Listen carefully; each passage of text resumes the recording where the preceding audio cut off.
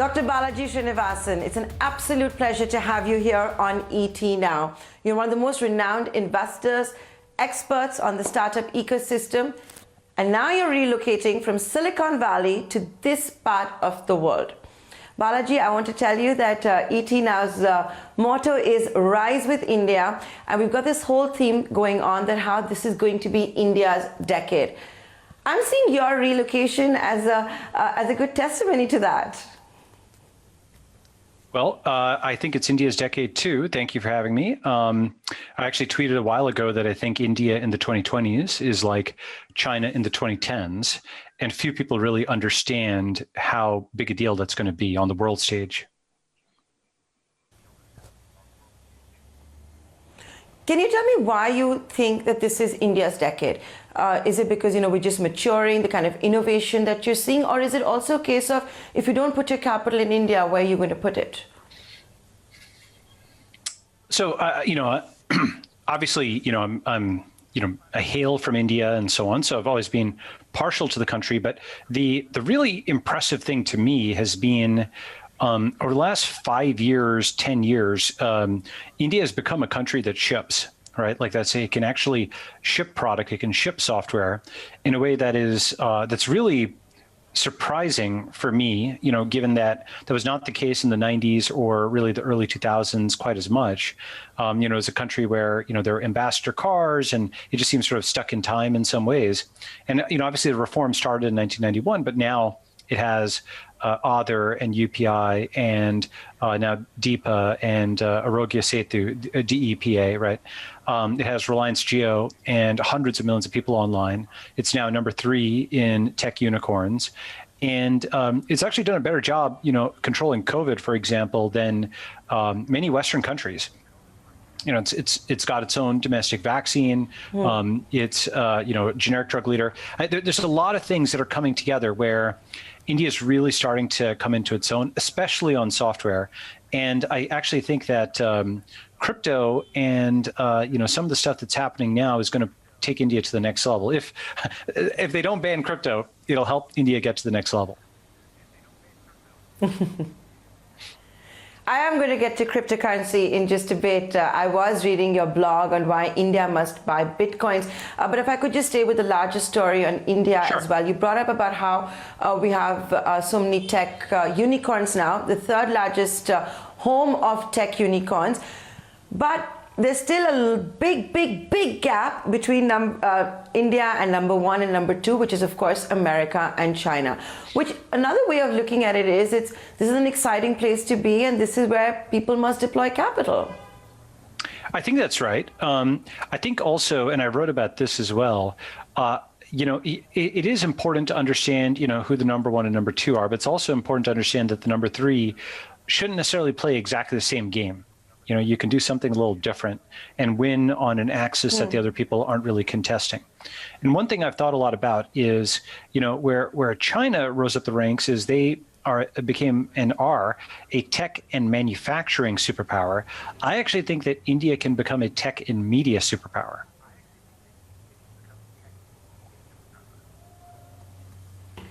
In Mediatek superpower, can you explain a bit more about that?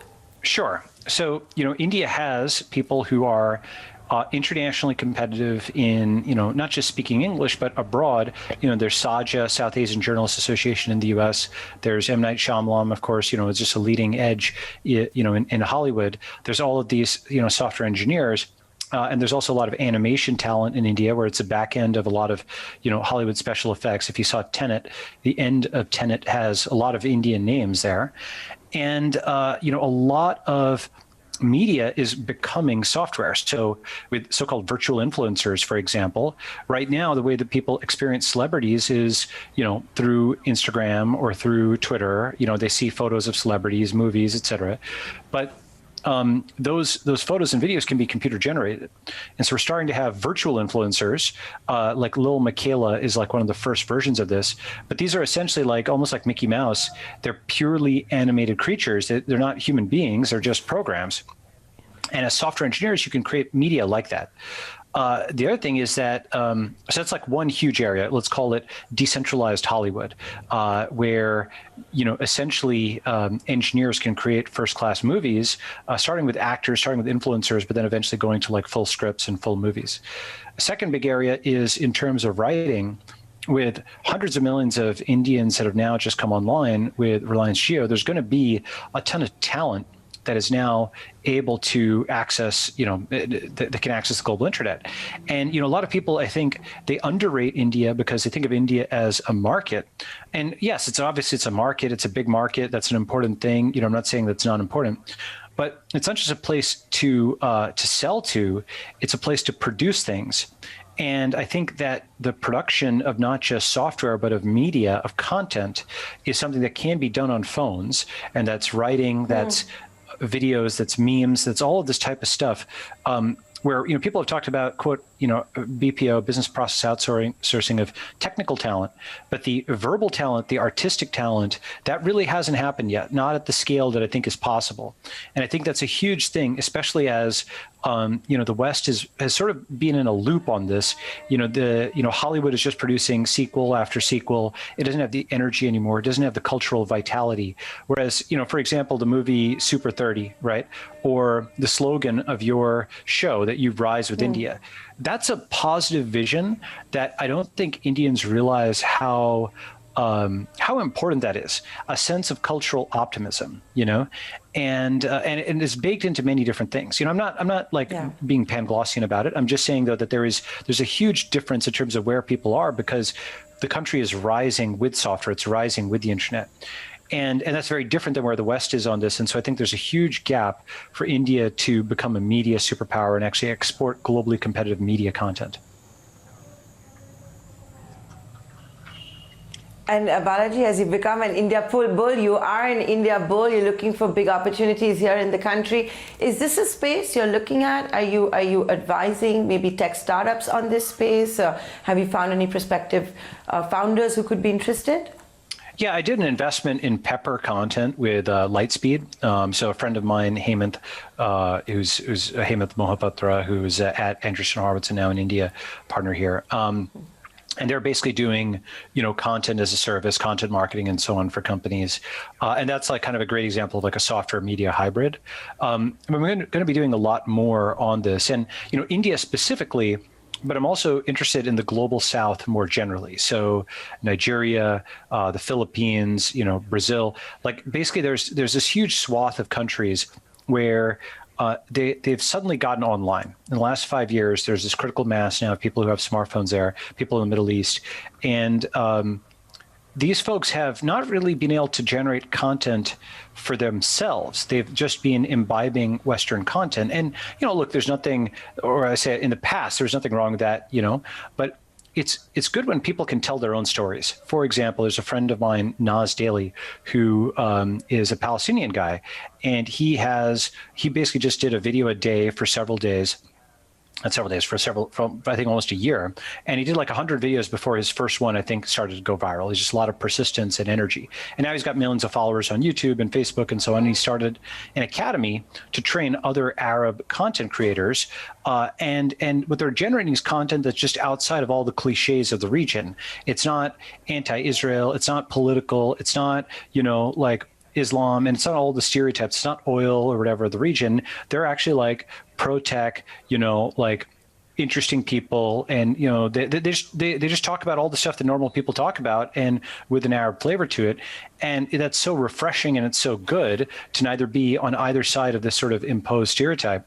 And I think that it's basically a three-dimensional representation of your culture, because your own people can speak for themselves. That's something I'm very interested in. I'm interested in India rising off the mat to do that, and not really looking to the West anymore for cultural direction, but actually having a sense of its own self and strength as this multi-thousand-year-old civilization, as an exporter of culture, not simply an importer of it. So basically the big message being that stop following the West, don't do the Me Too models anymore, innovate for India, build for the world. Yeah, that's right. And I think that you can never be number one if you're just copying number one. You'll always be number two, right? They're going to be setting the strategic direction. And so you have to have some theory of how you can be number one, perhaps not on the same axis, perhaps on a different axis, and optimize a metric they can't optimize, hit a target they can't see or that they're not pursuing. And I think this is a huge opening right now. Balaji, whenever we speak to investors, they always say that all our companies, our entire portfolio are like our children. We can't have any favorites. I take that point, but I am going to ask you about two of your investments, which is Clubhouse and Superhuman. I'm going to begin with Clubhouse. At the day of recording this interview, Elon Musk and Kanye West are going to be on it. What a sensation it's turning out to be. A lot of lessons there. I don't know whether audio is going to be the new text, but just the way it's disrupting distribution. We no longer need to maybe rely on traditional tools to reach out to people that we look up to engage with them directly. That's right. And I think, by the way, just for your audience, Clubhouse and Superhuman both have Indian co-founders, so just a little hometown kind of thing, right? But yeah, so Clubhouse is doing extremely well. It's one of those things where their execution has been absolutely phenomenal over the last, 9 months. They, like, from a software perspective, the features they've added, the scaling they've done. They need to add, of course, the Android app in order to accommodate, much of India, but it's coming. And the biggest thing about it is it's disrupting actually several things at the same time. It's disrupting conferences because you can impromptu hold like a 5,000 person conference. Naval and I did, a session, and we announced it 24 hours later. We had I don't remember exactly how many people, but many thousands of people packed the room. And no one could get plane tickets or move their calendar around anywhere near that quickly. But when the time commitment is just, hey, I put down the phone and I'm there for 15 minutes, that's something a lot of people can do. That's something that I can do. That's something that Naval can do, and so it makes it much easier. Like, one of the reasons I turn down a lot of speaking engagements is because there's a time commitment, right? It's a cost to go and fly to a conference and give a talk and, then come back and so on. And when you reduce that cost, just like you reduce the cost of, for example, tweeting versus blogging, or blogging versus, publishing something in a newspaper, you get much more of it, non-linearly much more of it. So you're going to get a lot more conferences, a lot more cool things where, there's crossovers. People like Elon and Kanye, for example, those are people at the top of their respective fields, the best of the West Coast, the best of, though the West Coast itself isn't what it used to be, let's call it the best of technology, the best of music, and in some ways of celebrity. And they can now talk to each other. They build their own stage. They've got their influence, from other platforms. They've built their own stage, and now they don't have any middleman anymore. And that is absolutely phenomenally important. And I think that a lot of media businesses that rely on conferences like, The Atlantic or Ricoh, they have these conferences, and they're all threatened right now. They may not realize it, but once people can go totally peer-to-peer, they don't need that anymore. And so they're going to have to adapt. I mean, there's much more I can say, but why don't I pause there? So it's only with audio right now. Would a natural progression be with video as well? But that could be like a Zoom call. Yeah, the thing is, though, that I actually think video doesn't add that much most of the time, unless you're presenting slides or you're doing something like that. Live video, there's some people who are so good looking that they're extremely interesting on live video. But most people aren't, right? In the sense of, the ADD nature of modern society is something where people want a lot of stimulation, a lot of things changing quickly, and just seeing a static background or what have you isn't that interesting.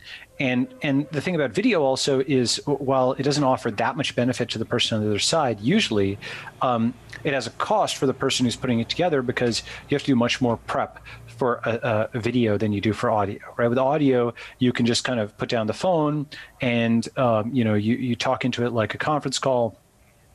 And whereas video, you have to get dressed and blah, blah, blah, all this type of stuff, right? You have to clean your room, whatever, right? And so because of that, I think that live video, it has its uses, but I actually think what's going to happen is we're going to go away from live video and instead towards computer generated video. And what I mean by that is, for example, rather than this, relatively uninteresting background and so on, you have the next version is not just a Zoom background, but you have something where, as I speak, you can see things fly into view, right? Like, you know how like with of course, with a newscast, you have things appear in the upper right corner that are like links or images that underline your point, like breaking, so and so is happening, right? You're aware of that, right?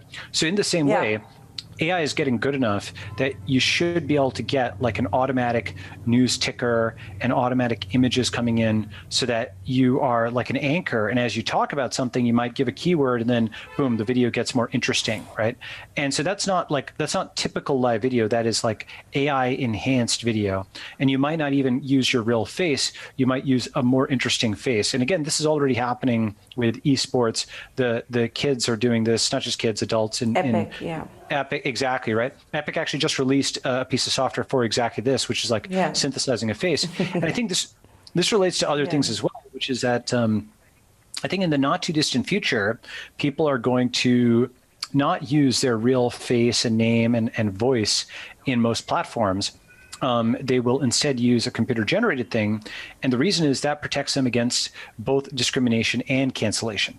That is to say, if you're pseudonymous, if you've got an avatar, then people just have to confine their comments to what you're saying. They can't attack the person.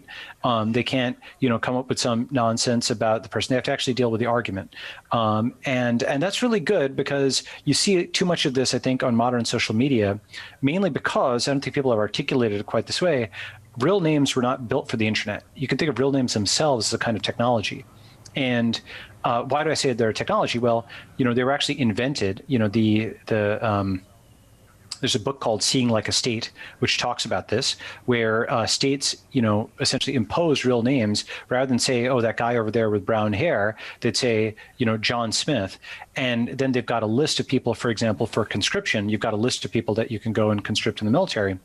And the alternative to just a single global identifier of a state name, like a social security number or an official name, is a username that you use. You have this Reddit username or that Twitter username. You make up whatever name suits you for the occasion, and then use another one, right? And India actually has this culture. There's Baby Anna and Money Mama and Periapa. India has that, at least in South India. That's part of the culture already. These kind of nicknames as opposed to giving people's formal names, right? The thing about that is I think that comes back where you just have a different name for your earning name, for your speaking name, for your real name. You may have many different names and you just sort of silo them all. And this way it's kind of like having different bank accounts or different credit cards. If your credit card is stolen, all your money isn't stolen. You have some degree of bounding of the loss. And the same way, if you have multiple names, you have a bounding of a reputational issue. Right. If, for example, So you're talking about a person having multiple identities, and they're going to have multiple bank accounts and different names. That has to be legally permitted as well. That's true. Yeah. So, but basically, this is all totally legal. There's 400 million people on Reddit.com that use pseudonyms. Right. This is already at massive scale among both young people and old people. So pseudonymous communication is under. It's not really talked about as, given how important it is. But to give you some examples, right? In the U.S., there's very senior politicians Jim Comey or Mitt Romney, or actually this guy who got in trouble named Anthony Weiner, who all had pseudonyms online, right? So these are 50, 60, I think maybe 70-something-year-old men who have pseudonyms online. And then you have kids who use, there's a concept of finstas and rinstas. I'm not sure if you've heard this idea, but a finsta means a fake name Instagram profile where they're their real self.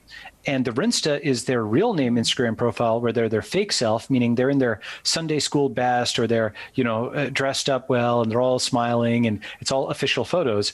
But their finsta is where they let their hair down, they're with their friends, and they use a search-resistant identity. Right? So they don't use their real name. And by doing this, they're no longer able to be surveilled by people without their consent. And this is a big thing where basically, real names, you were not meant to have 3 billion people be able to stalk you with your real name. That's like, it's almost like living outside exposed to the elements. You're meant to live in a home, right, where there's a roof over the head, and if there's a thunderstorm, you can't just be caught outside in torrential, right? So right now we haven't really thought through all the dynamics of what uploading the world to the internet meant. Over the last 20 years, 25 years, we essentially uploaded the world to the internet in essentially plain text. And now we're encrypting it. We're building structures. We're building, like shields, shelters, so that you're not just exposed to the elements of some digital storm that whips through and then just, blows you up. So actually democratization, real decentralization is the way it's all headed. But I've got to ask you this one question before I move on. Now, as you know very well, iOS penetration in India is really abysmal. It's at about 3%. It's primarily a region driven by Android. And Clubhouse, still not on Android. Anything you want to tell our viewers on that when it's coming? Oh yeah, it's coming. I don't know the exact time, but I mean, one thing to remember: Clubhouse is like a 9-person company, and so they have one iOS engineer. And so if anybody watching this is a great Android engineer, just DM me or put in your application to Clubhouse, because they're absolutely recruiting for it. So it's not some intentional thing. It's just something that it's an engineering problem and they're working on it. And Superhuman, how is that doing? It promises to be the fastest email on this planet. I think it's doing quite well. It is basically something which is an alternative to Gmail and whatnot as a client. And if a good chunk of your job involves responding to email, which it does for investors and for many other folks, then yeah, I think it's definitely worth it. I mean, it's sort of like getting a bigger monitor.